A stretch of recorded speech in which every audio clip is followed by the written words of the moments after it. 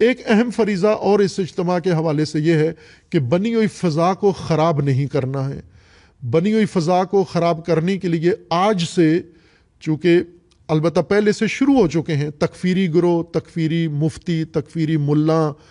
یہ زہر اگل رہے ہیں، اور یہ ظاہر ہے ٹرمپ سے مل کے آئے ہیں، ٹرمپ سے پیسے لے کر آئے ہیں اس اجتماع کے لیے۔ اور ایران کی مخالفت اس وقت آپ کو اگر دیکھنا ہے کہ امریکی ملا اور صہیونی ملا وہ ہے جو ایران کی مخالفت کرتا ہے۔ یہ جماعت اسلامی کے امیر محترم نے اور اکابرین نے بیان کیا، اور باقی علماء اہل سنت نے بیان کیا ہے کہ جو ایران کی مخالفت کرتا ہے وہ نتن یاہو کا ساتھی ہے، وہ ٹرمپ کا ساتھی ہے، وہ شیطان کا ساتھی ہے، اور شیطان کے ساتھی ہر روپ میں ہیں۔ اور اس وقت دستاروں والے شیطان کے ساتھی میڈیا کے اوپر جو بھی ایران کی تضعیف کرتا ہے، جو بھی ایران کی مذمت کرتا ہے یا ایران کے خلاف پروپیگنڈا کر کے لوگوں کے ذہن خراب کرتا ہے، یہ شیطان کا ساتھی ہے، یہ شیطانی مفتی ہے، یہ شیطانی ملا ہیں، یہ ایکٹیو ہو گئے ہیں تکفیری۔ اور ظاہر ہے جب یہ اجتماع ہوگا تو یہ اور زیادہ فعال ہوں گے، بوکھلاہٹ کا شکار ہوں گے، اور یہ کوشش کریں گے فضا کو خراب کریں۔ لیکن جو اجتماع کرنا چاہ رہے ہیں، وحدت کا اظہار کر رہے ہیں، انہیں ان کے جال میں نہیں پھنسنا، اور نہ سوشل میڈیا پر اور نہ باقی کسی جگہ پر فرقہ وارانہ فضا بنانے میں ان کی مدد نہیں کرنی، ان کا ساتھ نہیں دینا۔ اس طرح سے ان کو کاؤنٹر جواب نہ کرو کہ ملک کی فضا آلودہ ہو جائے، یہ کوشش کریں گے۔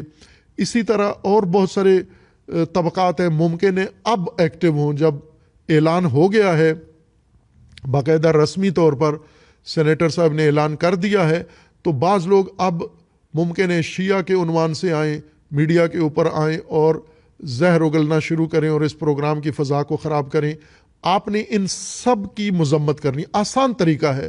کہ جب سوشل میڈیا پہ، فیس بک کے، یوٹیوب پہ، کسی بھی اجتماعی پلیٹ فارم پر یہ آ کر جب فضا خراب کرتے ہیں تو ایک جواب ان کو دیں، ان کے اوپر لعنت کریں، ان کی مذمت کریں